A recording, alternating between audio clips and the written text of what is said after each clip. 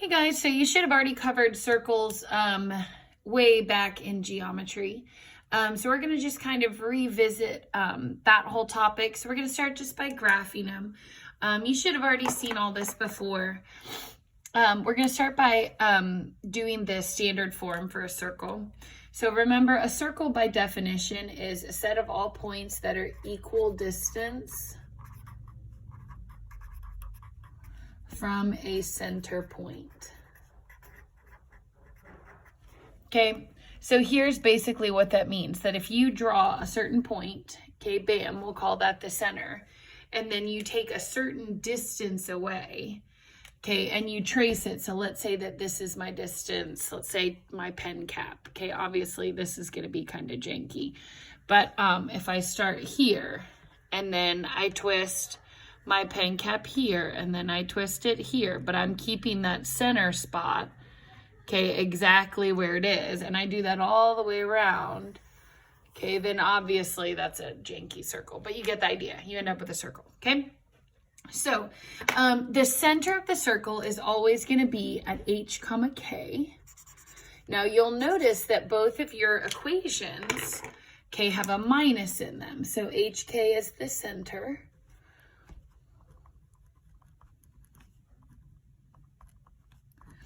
And then this number here is going to tell you r squared.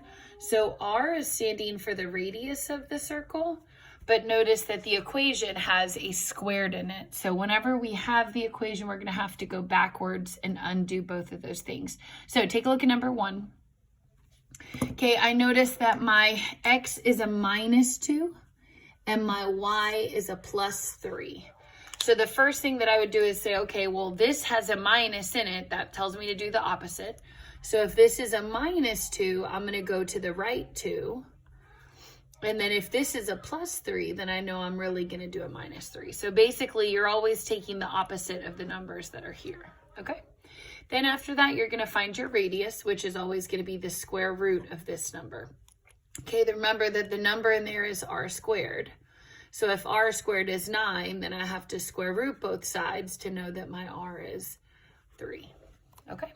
Then from there, we're ready to graph. So we're going to put our center down first. So 2, -3. So over 2 down 3 puts me right here. And then if my radius is 3, the easiest way to graph a circle is I would just count 1, 2, 3, 1, 2, 3, 1, 2, 3, 1, 2, 1, 2, 3.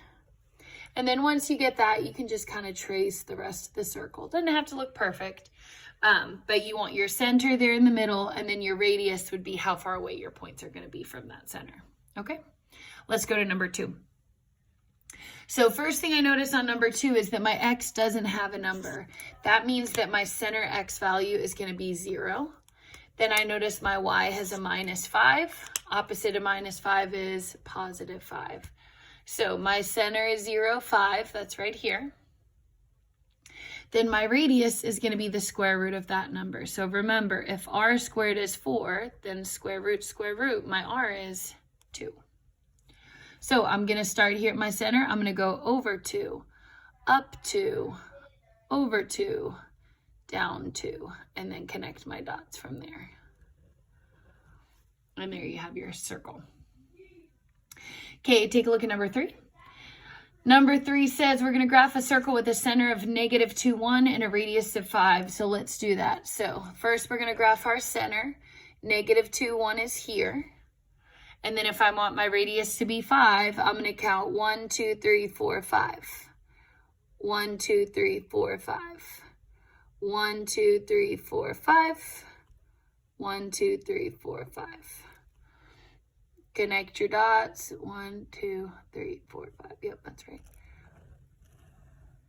Bam. Okay, and you have your circle. Now notice that these actually also ask you to write the equation.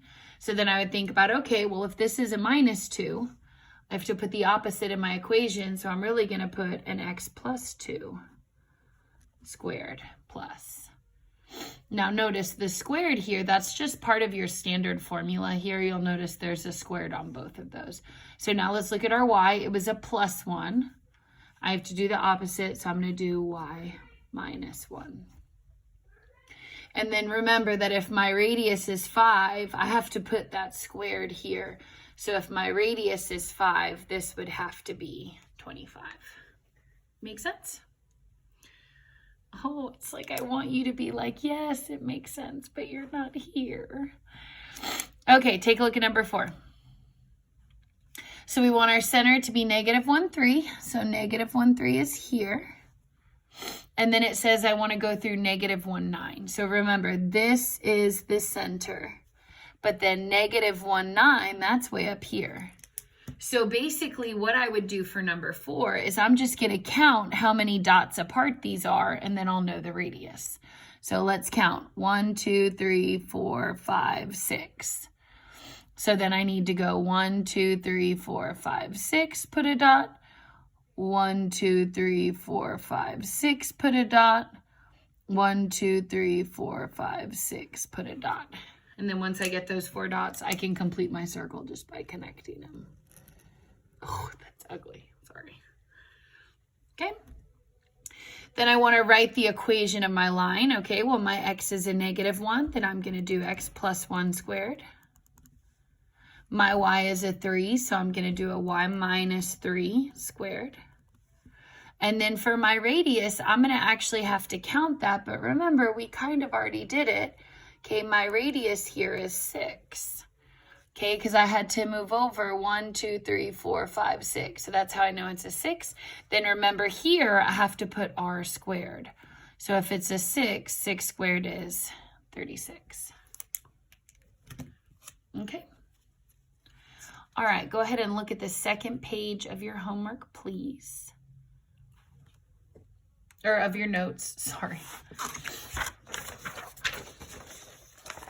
So we're doing this guy right here. So it says find the equation of the circle with center -3, 5 and tangent to the x-axis.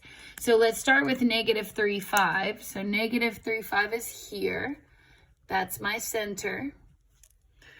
And then if it says that it's tangent to the x-axis, basically that means that it's going to touch the x-axis once, okay, but one time only. So it's going to cross one time only. So think about if my circle is here and it needs to touch the x-axis, it has to touch directly below that. And then I can count how many dots apart these are. So 1, 2, 3, 4, 5. And then I can replicate that. 1, 2, 3, 4, 5. 1, 2, 3, 4, 5. 1, 2, 3, 4, 5. And then draw my circle from there. Okay, so tangent means that my circle is going to touch the x-axis, okay, but it's not going to actually go through more than once, okay? So let's write the equation for our circle. So my center was a -5 for the x, and I'm going to do an x, and I said 5, I meant 3. So if it's a -3, I'm going to do a +3. Don't forget the squared, that's part of the formula. And then for my circle, it was a 5 for the y value. So I'm going to do a y minus 5 squared. And then remember, we had to count our radius here. I don't remember how long it was. It was 1, 2, 3, 4, 5. So if it's 5, then I have to put a 25 here. Make sense? All right, next one. It says, find the equation of a circle with diameter endpoints 3, 6, and -5, 2. And actually, I'm going to skip 6, and I'm going to go to 7, and then I'll come back to it. So let's do 7 next, because it's a little bit easier. So it says my circle's -3, 5 again. So 1, 2, 3, up 5. There's my center. And then this time, instead of telling you another point, they tell you the circumference. Okay, so circumference is 2 pi r. That's the formula for u for circumference. So if they're telling me my circumference is 8 pi, well, then I would say, oh, well, then 8 pi must be equal to 2 pi r. And then if I want to solve for the radius to know exactly how long of a radius to put in my graph, I want to solve for this. So the first thing I'm going to do is flip-flop these sides. So I'm going to let the 2 pi r come first and the 8 pi come second. Okay, remember that you usually want that letter that you're trying to solve for, you want that on the left side. So if my r is here, I moved it to the left side, and then I'm going to divide by 2 pi on both sides. Remember, we're dividing by 2 pi because they're currently multiplied by r. So that's how we cancel them out. And then we get r equals 8 divided by 2 is 4. And then notice that my pi here and here, those guys can cross out. So now I know my radius is 4. So let's come over here to our graph. I'm going to count 1, 2, 3, 4. 1, 2, 3, 4. 1, 2, 3, 4. 1, 2, 3, 4. And then there's my little circle. Okay. Then we want the equation of the circle. Well, we're just going to flip-flop our center. So if our x was a -3, we're going to do x plus 3 squared. Then for our 5, we're going to switch that to a y minus 5 squared. And then if my radius here was a 4, okay, remember we found that earlier, that I'm going to square it and put a 16 there. Okay? All right, now let's come back to number 6. Number 6 is a little bit trickier, but let's just kind of go at it like we don't know that, okay? So take a look at number 6. It tells me that the diameter is 3, 6, and -5, 2. So 3, 6 is here, and then -5, 2 is here. So here's the problem. These are the endpoints of the diameter. Now, the diameter is all the way across the circle. So what that means is that if I were to basically like kind of draw my circle in here, okay, hopefully you can kind of picture that the center is going to be somewhere here in the middle. So here's how you find the center. To find the center, average the x values and average the y values. So here's what I mean by that, and hopefully you know how to take an average. You're going to add the two numbers and then divide. So for example, if I'm looking at this, I have 3, 6 and -5, 2. For the x coordinate, I'm going to take 3 plus -5, and then I'm going to divide it by 2. And that's going to tell me the x value. So I'm going to do 3 plus -5, then I'm going to divide that by 2. So my x value is going to be -1. Okay, now let's do our y value. So I'm going to take both of the y values, which are 6 and 2. So I'm going to do 6 plus 2, and then I'm going to divide that by 2. 6 plus 2 is 8. 8 divided by 2 is 4, which means that my center is -1, 4. Now, when you graph that, right, you should be able to tell that. So hopefully you can see that here. So I added these up, divided by 2 for the x values, added these up, divided by 2 for the y values. That makes this my center point. So now let's graph it. So -1, 4 would be back 1 up 4. Okay, and you can just kind of tell that's the center. Now, the other thing that you can do if you want to is just count how far apart your rise over run is and then cut both of those in half. So this is what I mean by that. If I count, this is up 1, 2, 3, 4 over 1, 2, 3, 4, 5, 6, 7, 8.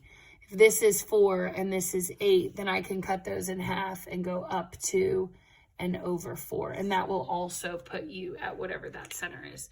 So if you like that better, kind of looking at it from a graph standpoint, that's totally fine, but it just has to be exactly in the middle of the diameter. So if they give you those endpoints, you're looking for the point that's perfectly in the middle.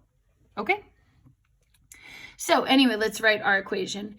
So we found our center. It was -1, 4. Remember, we wrote that over here. So then if my center was a -1, I want an x plus 1. And then if my y was a 4, that means my y needs to be with a -4. And then my radius, I just need to look on my graph and count. So if I were to count this out, let's see. Oh, okay, now this is interesting. So normally the radius, as long as I'm measuring across or up and down, I can just perfectly count it. The problem is here that they did not tell me a point right across from it or right above it or below it. So if I want to know this exact distance here, okay, remember that would be my radius, then I'm going to have to figure it out using a little baby triangle. Okay, and we've done these for 100 years now. So think about, how many did I have to go up? 2. How many did I have to go over? 4. How long is this? C, we don't know. So then I do 2 squared plus 4 squared equals C squared. 2 squared is 4.